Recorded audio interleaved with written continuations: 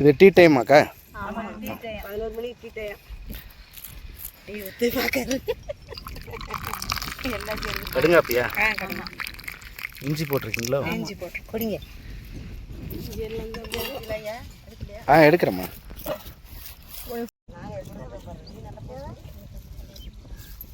தம்பி பேசும் தம்பி. காய் பிடிச்சி எடுக்க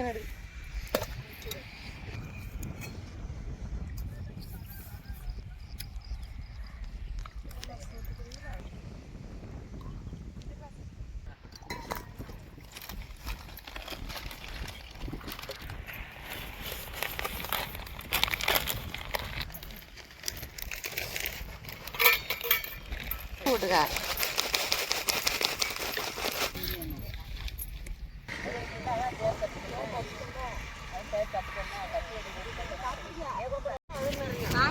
கொண்டு வந்துருவோம்.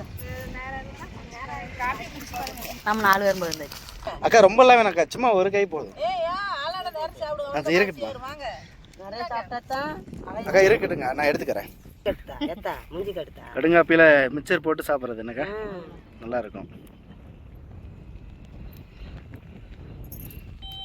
இது கீரையாக்கா?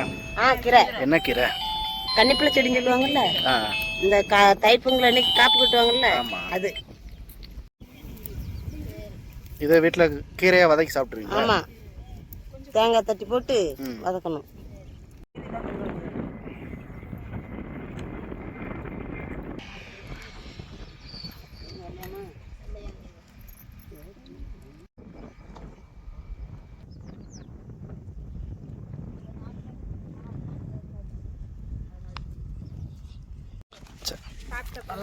நன்றிக்கா.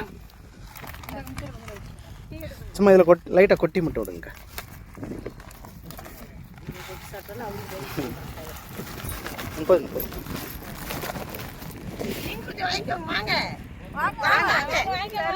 வாங்கிக்கிறேன்.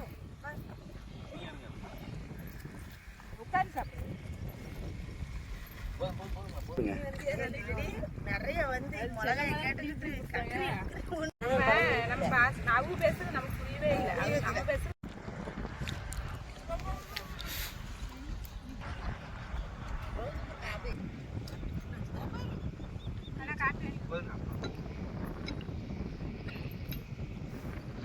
இப்போ வந்து மலாக்கண்டு விதைச்சிருக்கோம், அதுக்கு களை எடுக்கிறோம். பொதுவான கடுங்காப்பி தான் வாங்கிட்டு. ஆமாம், பொதுவாக வீட்டிலேருந்து கடுங்காப்பி தான் போட்டு கொண்டு வருவோம். இப்போ இப்போ சம்பளம் வந்து 400. 400. அது இன்னும் விளைஞ்சி வர்றதுக்கு இன்னும் எவ்வளோ நாள் டைம் எடுக்கும்? இது இன்னொரு 3 மாதம் ஆகும். களை எடுப்புனா எத்தனை முறைக்கு எடுக்கணும்? இல்லை, இது களை வந்து ஒரு 5 முறையாவது எடுப்போம். 5 முறைக்கும் ஒவ்வொரு முறைக்கும் எத்தனை ஆட்கள் தேவைப்படுவாங்க? ஒரு ஒவ்வொரு முறைக்கும் ஒரு 2 ஏக்கர் அப்படின்னா ஒவ்வொரு முறைக்கும் ஒரு 30 ஆளாவது ஆகும். ஒரு முறைக்கு அப்போ ஒரு முறைக்கு மட்டுமே 12,000 ரூபா களை எடுப்புக்கு மட்டுமே.